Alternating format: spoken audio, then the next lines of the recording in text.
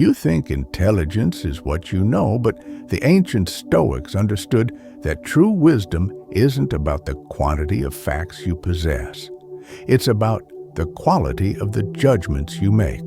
What if the most dangerous thing you could learn wasn't a secret, but a skill, the ability to be so utterly unmoved by the world that you become its master? We're going to explore this quiet, radical power, and by the end of our time together, you'll know the one place in life where your power is absolute, and more importantly, how to build a fortress there. Let me start with a question. Have you ever noticed how the most respected people aren't usually the loudest?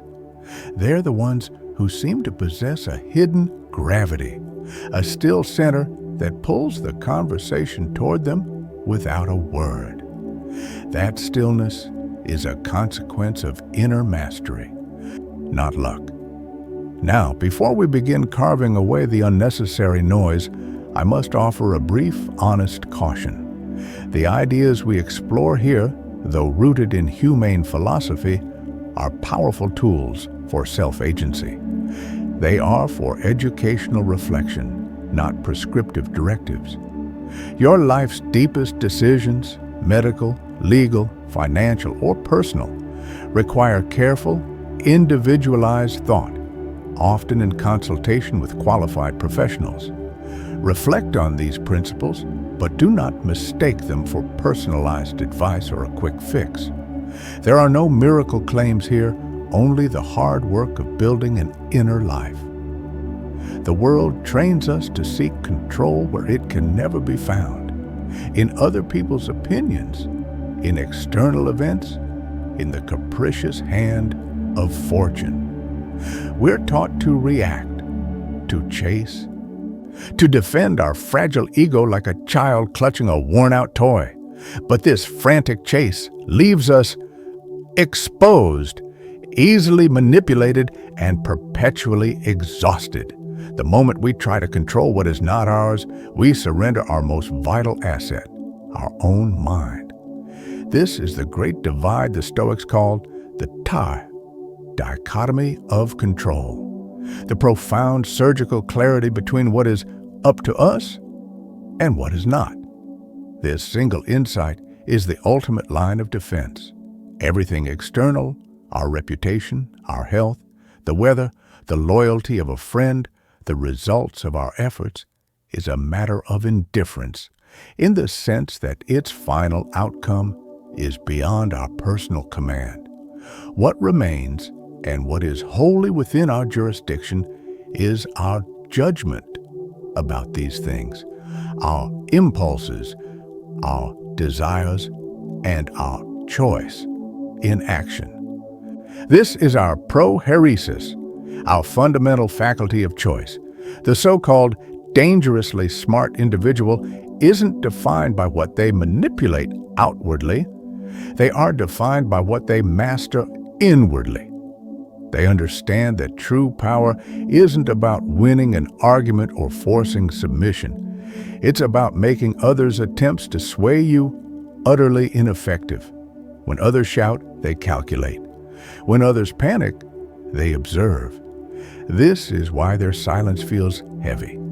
It is a silence born not of confusion, but of clarity. Think of it like the architecture of a great building. The average person's life is built on sand. Their identity is erected on compliments, money, and status. A sudden storm, a small insult, or an unexpected setback, and the whole edifice cracks. The Stoic, however, builds his inner fortress not on external approval, but on his own character. He scaffolds his habits around virtue, justice, temperance, courage, and wisdom. This architecture is stable because it is self-sufficient. This is the source of that unshakable presence we discussed.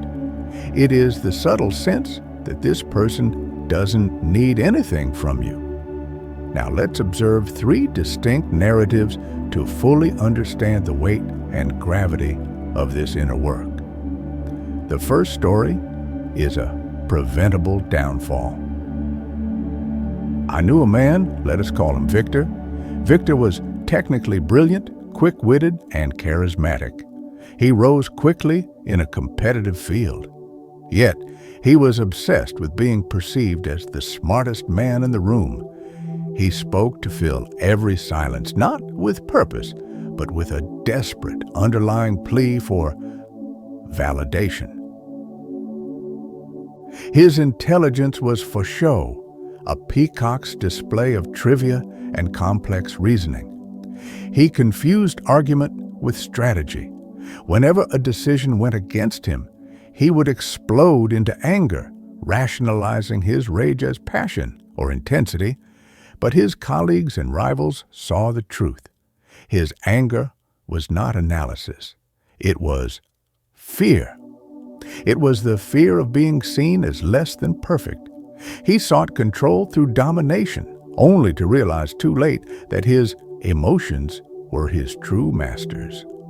His anger, his defensiveness, his need for applause, these were the hooks his rivals used to pull him from his center. They didn't even need to be smarter. They just had to apply pressure to his emotional weak points.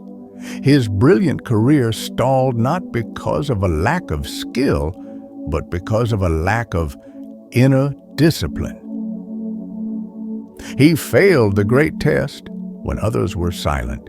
He couldn't bear the stillness. He had to prove his worth. Victor's life is a reminder that without the coldness of self-analysis, without the willingness to study our own fear, our own defensiveness, our outward intelligence is merely a brittle facade. The preventable downfall is always caused by the failure to acknowledge what is not up to us and the subsequent frantic struggle to seize control over it. The second arc is a delayed awakening that taught a hard lesson. Imagine a young woman, Anya, whose entire relationship strategy was built on the premise of loyalty and explanation. She believed that if she was simply loyal enough, and if she could just explain her intentions clearly enough, people would treat her fairly. But Anya had a blind spot. She continually gave her emotional energy and trust to a manipulative colleague who took credit for her work and undermined her behind the scenes. Every betrayal caught her by surprise. Why? Because she was only listening to the words, not reading the micro-expressions or the subtle half-second delay before an answer. She was so focused on being a good person, she neglected to be an observant one. The hard lesson came when she finally saw the pattern. The colleague's promises were a necessity of the past, what was needed to keep Anya working. But the word broken was a necessity of the present, what was needed for the colleague's advancement.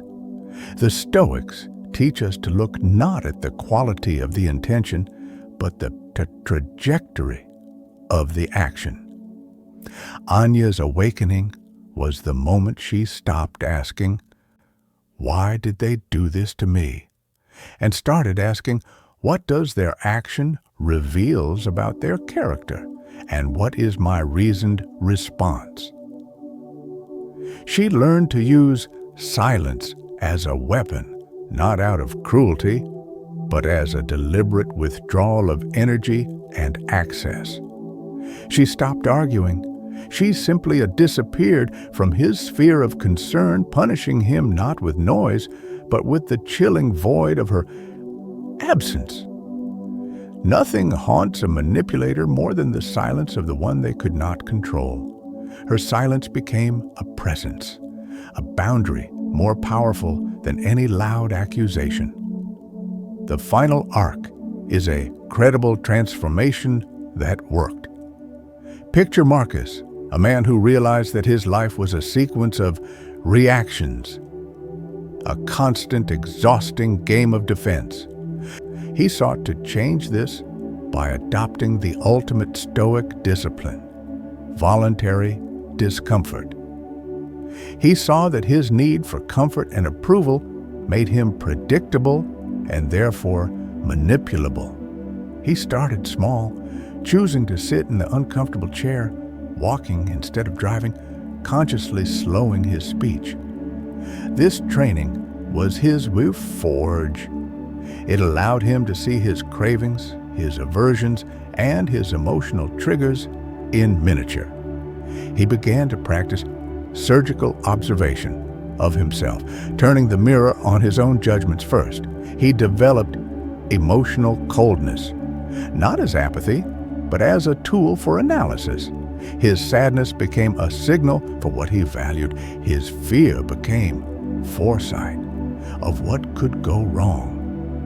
He realized that when he entered a room, he didn't need to dominate by being everywhere. He could dominate by being rare, by speaking only when his words had the maximum impact and precision. This is the metamorphosis. He stopped being the man who explains his worth and became the man whose presence is the explanation. He understood that you don't argue or convince, you make people convince themselves by carefully planting ideas and then allowing the gravity also of the truth to take hold. His transformation was credible because it was internal. His outward power was merely the shadow cast by his inner discipline. The core of this quiet power, this dangerous intelligence, is understanding that you cannot be harmed by anything that does not depend on your judgment. The most skillful individual in the room isn't the one who knows the most facts. It's the one who controls the narrative inside his own head. How do we translate this into seamless daily practice? First, learn to distinguish the event from the judgment. A coworker is curt with you. That is the event. The thought, they disrespect me and I must correct them, is the judgment. The event is external and indifferent. The judgment is internal and wholly up to you. Most people are harmed not by the event, but by their furious, uncontrolled judgment of it. Train your mind to hit a soft as pause now button between the sensory input and your emotional response. Second, embrace the strategic use of mystery. Most men speak to fill silence. The Stoic speaks to plant an idea. When you speak, every word must be a move. When you are silent, that stillness is your weapon. It forces others to fill the void, often revealing their hidden desperation, their insecurities, or their true intentions. Never reveal your full depth. Let them think they have figured you out. When people feel safe, they get sloppy. Finally, land on the realization that ruthless self-reliance is the ultimate shield. It is the closing of the open loop I mentioned at the start. The fortress called child you build is your character. And the absolute power you possess is over your own choice. Once you stop chasing approval, applause, or understanding, once you become your own source of validation, no manipulation can work on you. The loss of a title, the betrayal of a friend, the harsh criticism of a superior, these events pass over the fortress of your character like a storm over a mountain. They can shake the outside, but they cannot move the center. To become truly unreadable is to become unshakable. You are not striving for an external victory, but an inner clarity that makes you impervious to the frantic noise of the world. The greatest intelligence is the ability to move with the precision of a fox, not by roaring like a lion, striking only when necessary, leaving no fingerprints of emotional reaction behind. The next chapter in this journey is understanding how to leverage this stillness against the greatest thief of our tranquility, time. How do you use the Stoic discipline of premeditatio malorum? the premeditation of evils, to not just endure the future, but to shape the present. That is where we turn the shadow mind into a disciplined, forward-looking force.